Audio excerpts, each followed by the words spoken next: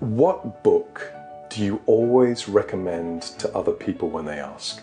What book transformed your life? What book changed things for you? Today we're going to have a conversation with three of my colleagues around the books that are seminal, the books that are formative for them. So listen up. This is the Arable Leader podcast. I'm Karl Martin, and we're exploring true, brave, kind, curious leadership, leading from your soul. Hey friends, welcome again to the Arable Leader podcast. I am really excited today I'm stoked today to have three of my colleagues on the call with me, and we're going to talk today around books and the fact that leaders are readers because leaders are humble, because leaders are hungry, and because leaders are ambitious to grow and learn, they want to read and they want to study and they want to learn things. And so today, Emma and Emily and Jonathan are with me, and we're going to talk books. So Emma, let's start with you. Welcome to the podcast. Emma is one of our coaches. And my question for you, Emma, is you have a cadence and a rhythm of reading because I know that you're a leader. Talk to me about that. When do you like to read? How do you like to read? What kind of things do you like to read? I love reading. I think of reading as food and rest at the same time. And so first thing in the morning, I like to start the day with reading something for me to think about. I have a very dopey Cocker Spaniel who needs walked. So after I've read, I like to walk and think. And sometimes I listen to something as well, but actually I like the silence after I've read. So often the things that I read in the morning are thought-provoking things that will get me awake, basically, which is what we all need. And then walking, I really find the rhythm of walking to help me sort of wake up and think. So that's a deliberate, intentional start to the day. Of course, there's sometimes last minute things that happen that mean that you can't always do that, but that's the intentional. And then, really the life stage that I'm at now, I can't think of anything better than curling up in bed at night with a book. and so I read different things at night. Maybe you don't want to be challenged. Maybe you want to go into a story and get lost and think more reflectively. I read different things and at different times in the day. Of course, there's those lovely long journeys that you can take a book and really indulge in, which feels like a holiday. But I think that rhythm of sort of bookending the day, with different things that will settle you or wake you. I think that's my rhythm. Thank you, Emma, and welcome to the Arable Leader podcast. This is your first time. Yeah, it's fun. And now Emily. Emily works for Arable, and you'll know she heads up our Arable Voice offering. So she's very much into content, and I know that she reads an awful lot. Emily, the question I have for you is that I have a number of conversations with very busy CEOs who tell me they don't read. Now, they don't mean they don't consume content. They listen. And so they're always on Audible. They're always listening to books. Sometimes I think at 4 times speed. So I'm not exactly sure what they take on.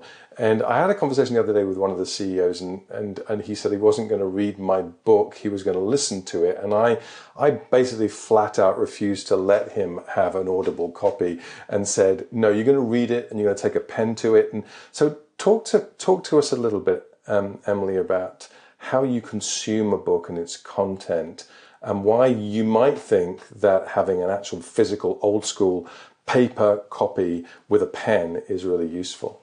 Yes. Well, firstly, Audible does have a place in the world, certainly. I will say that I do, at times, just in full transparency, listen to books on the road. I live in Los Angeles. I spend a lot of time in that space and want it to be productive. Yes, you do. But I will say that I always feel a loss when I do that, because I am definitely an old school type in terms of consuming books. I've never been a Kindle or iPad reader because I have found just holding a book, being able to have a pen. I often joke that I cannot read without a pen. because of just the interactive nature of underlining, scribbling, jotting notes in the margins, and the way in which then I'm able to return to those ideas. I feel like I extract so much more out of them. And I do think that, so many books as well, they offer, a lot of, diagrams or research or different things that are completely lost in audio format. But I think that if you do audio, you're just signing up for a lower percentage of retention, I think. Yeah.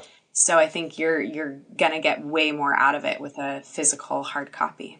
And here's a plea to new authors and publishers: give us more white space. The margins are never big enough for me to scribble the thoughts that I have and the ideas that I have, and they get lost. Give us more white space.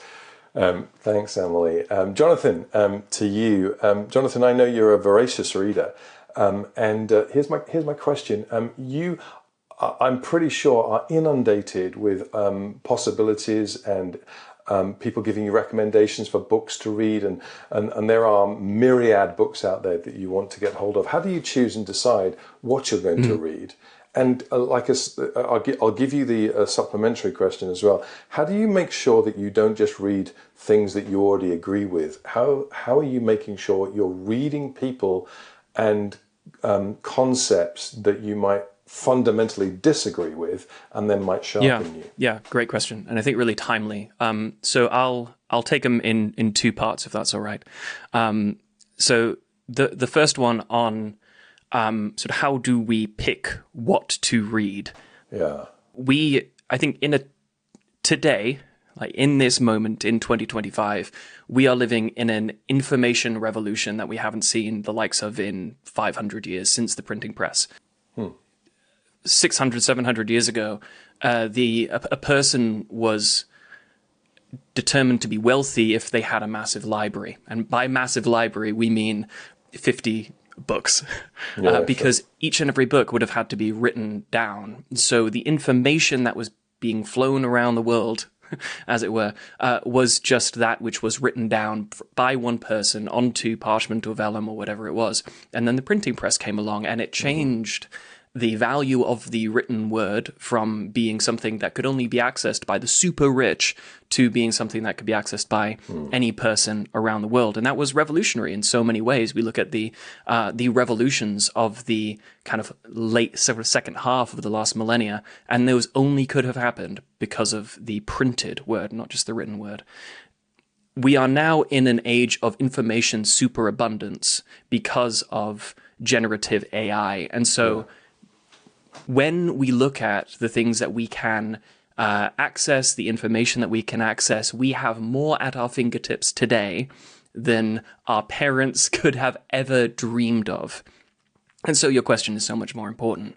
The way that I actually approach it is I have curated a list of curators.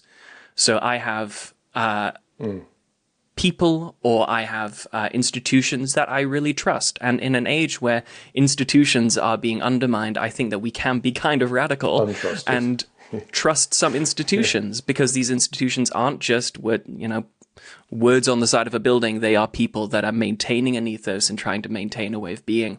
And so if, for example, hands up, I like the Financial Times. I love the pink pages. I'm a fan, and every year they have a book of the year, and I read their books of the year, and sometimes they're not great, but sometimes they're really great, and they're always books I wouldn't necessarily have picked up. And so that kind of gets to the second half of the question, is how do I go outside my comfort zone? And some of it is just finding a trusted curator and reading what they read, even reading what they recommend, rather, even if you don't think it's what you want to read. Yeah. And then some of it is finding people that you disagree with and then searching for what were the formative inputs in how they got to where they are today. Yes. So for example, I look at some of the people who are very, very influential in the world, and I think, okay, well, there are some folks who have been very clearly formed by sort of Nietzsche's thinking, and I was raised that Nietzsche was a terrible, evil, bad guy. but these people have been formed by it, and they're wandering around the world, and they wield a lot of power. And so I need to steelman them. And so I need to understand them, understand where they're coming from. So I'm reading Thus Spoke Zarathustra, and am I enjoying it? Sometimes. But I think it's really important for me to understand where they're coming from. Otherwise, it's I don't think so you're supposed good. to enjoy that book. No, it's not about enjoying it. Endure that book. No, but for me, it's about trying to build the best possible version of the person I disagree with, and then approaching that version rather than the constructed bad guy that all of these media sources and social media want me to believe in, to thus perpetuate the cycle of rage and outrage. And I'm not going to play that game. So I'm reading Nietzsche. Brilliant. Thank you, John. We're not recommending necessarily you do that, but thank you, Jonathan. That's fantastic. So let's just cut to the chase. And I've asked these guys to recommend 2 or 3 books that they either were seminal for them or just really impacted them in their life. And so let's just run through that. Let's start with Emily. And Emily, just tell us maybe a couple of books that you think were really impactful, people should think about reading, and what they really taught you. The first book that came to mind for me is Multipliers by Liz Wiseman. And it not only was so effective because it was really clear, but I think it's something every reader should read. And she breaks down these 2 leadership types, being either a multiplier, meaning someone who just gets the very best out of everyone around them, versus a diminisher, which is someone who, intentionally or even unintentionally limits the growth of those around them and their contributions. And what I found, especially compelling is how often diminishers are actually unintentional. They have no idea that they are diminishing those around them. And you can imagine you put either a multiplier or a diminisher at the helm of a company, and that can mean the make or break of the company. Yeah, it's a game changer, right? Yeah. So that one I think is a really worthwhile read for anyone who wants to really harness and leverage the smarts, the abilities of everyone within their organization. So that's one. I've got a visual aid for those who are watching the video. Wow. But the next one. By the way, as she keeps going, I want everyone to recognize who's watching the video that Emily has color coordinated every book that she's ever read behind her head. And I know Emily's super smart and she reads a lot, but I'm deeply suspicious that she only reads books that conform to her color coordinated standard, or paints them. I don't know if you paint them or something. No, I think twice if it doesn't fit within the colors before a book. That's what I'm talking about. That's curation. You need to have the lens. Exactly. You need a methodology of curation, and that's mine. I sincerely, I will remember the color of a book more quickly than the author. That. No shade to authors, but sometimes. So my next one is Leaders Eat Last by Simon Sinek. I think, it's really about what is a leader for. And I do think that, in 2025, there's a lot of leaders and organizations that are set up to everyone is there in service of the highest paid person. Yeah. And, Simon Sinek, he really flips this on its head and says, no, leaders eat last. Leaders are the ones that are there to really empower everyone there and to serve them and to equip them to do what they do best. And certainly it's very congruent with that multiplier idea and how that, when you are in service of everyone in your organization, you get far and away the best results. And, he has some really compelling stories because he works with a lot of different organizations and even the military. But one just quick story is where a tech firm in Silicon Valley that, certainly they have really rigorous hiring strategies, but they basically said, we will never fire you.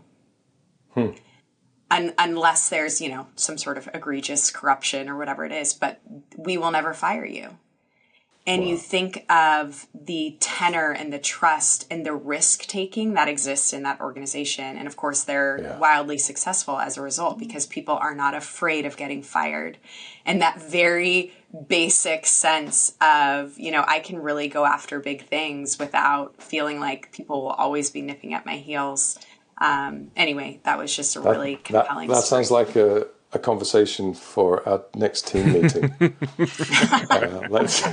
you go. I'm seeing that. We will never fire you. Okay. It's a pretty provocative idea, though. Yeah, for sure. It's brilliant. Okay, let's flip straight to Emma and find out. Emma, what's top of mind for you of books that you've read that have kind of impacted you or changed things for you? Well, I was thinking right back to when, the thought life is starting to be formed. And it took me right back to a book in the 90s that was big by M. Scott Peck called The Road Less Traveled. Mm-hmm. And it's got the cracking opening line, which everybody seems to remember, which is, life is hard. And when you accept that, it gets easier. Yeah. And I think as a 21-year-old actor working in the West End, in the next door dressing room was a recovering alcoholic comedian who was also reading it. And so we discussed this book at great length. And basically, he sets out, a bit like Emily's saying about somebody who amplifies or somebody who diminishes. M. Scott Peck sets out this premise very simply that there are people who take responsibility for their lives, and there are people who blame other people for their lives. And he calls them different things than that, but that's basically it in a premise. And it makes me think of so I was only 21, and I think it just shifted my focus completely to what you can take responsibility for. And I think as leaders, I see in my coaching all the time that flip between taking responsibility or blaming. Yes, good. And it's very simple. It's really, really simple. But sometimes it just comes down to that. What can you take responsibility for? And where are you blame shifting? So it's a little bit black and white. Obviously, M. Scott Peck goes into it in a much more nuanced and interesting way. But that's basically what you kind of, your take home. And I would say it still serves me all the time because of its clarity. So that would be my first one, an oldie but a goodie. And then I think I've been reading quite a few of Gabor Mate's books. So The Myth of Normal, but I really think The Body Says No. Why?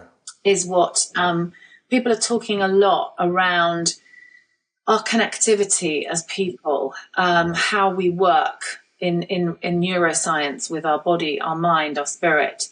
And I think Gabor has just tapped into the place that we're at of wanting cohesion in our lives, in our leadership, in our families, in our bodies, in our psyches, every part of us. And I think The Body Says No is a polite way of telling you to have boundaries, or actually quite a honest and stark way to have boundaries. And again, in my coaching, I find that people can struggle with their boundaries of their relationships in their teams, whether they're working in Parliament or whether they're in prison. And the struggles around how to manage boundaries and relationships is coming up all the time for leaders.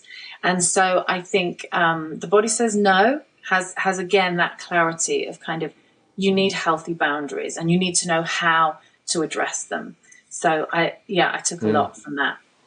That's fantastic. And as the only other person that remembers the 1990s on this call, I want to say that Thanks, Karl. It's true. Yeah, it's fantastic, isn't it? That we remember those good old days when you actually didn't have Audible, you didn't have Kindles, so we had to actually read with a pen and a piece of paper. Just had alcoholics in your next dressing room to talk through your books. Exactly, 100%. Which may have made us more healthy. I don't know. Jonathan. Well, there's something about discussing books, isn't there? Like we are now. There's something really lovely about unpacking and and chewing over what you're learning. That like Emily's saying, something that you read or you make notes about embeds those thoughts, and talking about them like we are doing now does that too, I think. Yeah, it does that, and more than that, it depersonalizes challenging conversations, because someone said it that isn't in the room. It enables us to address it from a different angle, as opposed to the kind of debate situation where someone asserts an opinion for themselves. I think it's a really healthy way. I love the book group concept, and avoiding that noise of the expert and kind of just being that questioning, curious, collaborative space. Yeah. Awesome. Let's do some book groups. Yes. Jonathan, what apart from Nietzsche, please tell me you're not reading something also as dark and deep as that. Well, What else? I will start with a grumpy Russian, and then we'll get steadily more comedic. So I've kind of just, in the similar vein to Emma, I just really thought of which books were formative for me, particularly early days. Yeah. The first one is Leo Tolstoy, and it's one that you don't think of. It's called The Kingdom of God is Within You. And I grew up in a pretty straight down the line, evangelical, Christian, middle American context. And reading this book at university was such an eye-opening experience, because it showed me that someone can be very, very thoughtful, and very, very sound in their faith and in their worldview, and have a totally different perspective to the one that I was raised in. Yeah. Basically, the book is a manifesto for Christian anarchism, which is just totally fascinating, and it comes from his heart and his time and his place in sort of the late 1800s in Russia pre-revolution. It was very influential for Martin Luther King Jr. and Mahatma Gandhi as well. So I think historically an important book. The next one then is Thinking Fast and Slow by Daniel Kahneman. If you read one book on psychology, it is Thinking Fast and Slow. I come back to this book again and again and again. It is so rich and so deep. In so many books, you get one good idea. In this book, there is a great deep idea on every single page that you will keep coming back to. So it takes a little bit of time. It's an investment, but it's an investment that pays off in spades. So Thinking Fast and Slow by Daniel Kahneman, really great. And then the last one, a little bit left field, which is totally unusual for me, but it's called The Night Watch. It's a novel by Terry Pratchett, who has a very special place in my heart. And it's one of those books where it's got such levels, and I love rereading it, because at the first level it's just a fantasy sort of, fantasy novel, pulpy paperback. The next level, it's an interesting satire on revolution and how revolutions happen and what it's like to live in a city that's going through that. And then really at its heart, it's a story about a man coming to terms with himself as his younger self. There's this grizzled captain of the guard who falls through back in time and becomes his own mentor. And so, is in this dangerous environment and is sort of raising himself. And so it's that idea of, if today you fell back in time and met yourself and had the opportunity to raise yourself up and to encourage yourself with the wisdom that you had today, how would you do it? And how would you live day in, day out with that, your younger self looking over your shoulder? So yeah, those are my three. Kingdom of God is Within You by Leo Tolstoy, Thinking Fast and Slow, Daniel Kahneman, and The Night Watch by Terry Pratchett. Yeah, fantastic. Well, guys, thank you so much for that. I really want to provoke a little bit more from our audience, from you guys who are listening. Tell us what you're reading. Tell us what impacted your life. Send us messages. And there's two reasons for this. One, I would love to record another version of this where we get the ideas, the impactful books, the impactful thoughts from anyone who's listening. And the second is I want to grow my own leadership library. You will notice behind me there's a shelf. On that shelf, there are like 10 books. Nikki and I moved from Scotland about 9 weeks ago, and we had to basically decimate our everything that we owned. We got rid of 3/4 of everything and 3/4 of my library. So just shy of 1,000 books we got rid of because we just couldn't bring them with us. But I want to build a leadership library here. So tell me what I should buy. Tell me what I should read. Tell me what's impacted you. And if you really fancy, send me a copy of it, and I can build the library here in Nashville. If Are you going to colour code, Carl? No, I don't know. Now I'm freaked out because I want to say no, but there's something about Emily's bookcase that is deeply attractive to me. So I don't know. You want to say yes. You really do. I do. Yeah. Okay. Let's say yes. We're going to build. You're going to get some interesting sends. You're going to get a rainbow. We're going to color code. So send me your books. If you want to do that, send us an email and we'll send you an address. And then we will do an episode based on the top 5 books that you sent me that I've read and how it's impacting me. Guys, here's 2 thoughts as I close. 1, there are some great apps out there, one of which I use is called Blinkist, which enables me to read a book quickly in like 7 pages, give you the outline for the book. Now, there are 2 benefits for that for me. It helps me get through a bunch of ideas. It also helps me work out and understand whether I really want to purchase the book myself and read the whole thing. Because as Jonathan says, a lot of books are one idea that you unpack in the first chapter and then you kind of stretch out for a whole book so you can sell the book. So Blinkist has been really helpful for me. The second thing is, guys, read history. Read history. Read history because you will learn the mistakes that people made in the past, the breakthroughs people made in the past, everything we built the whole of our thinking on as a civilization. And it will help you massively to contextualize what you're doing now and to make great plans for the future. So read history. I'm just currently got a book on my bookshelf called Civilization by Neil Ferguson. Fascinating read. There's a whole bunch of other books that I've read which are basically popular histories that help us understand why we are the way we are and how we move forward to become who we might be. I think that makes sense. So read history. Friends, thank you for listening. This has been the Arable Leader podcast. These are my friends and these are our books.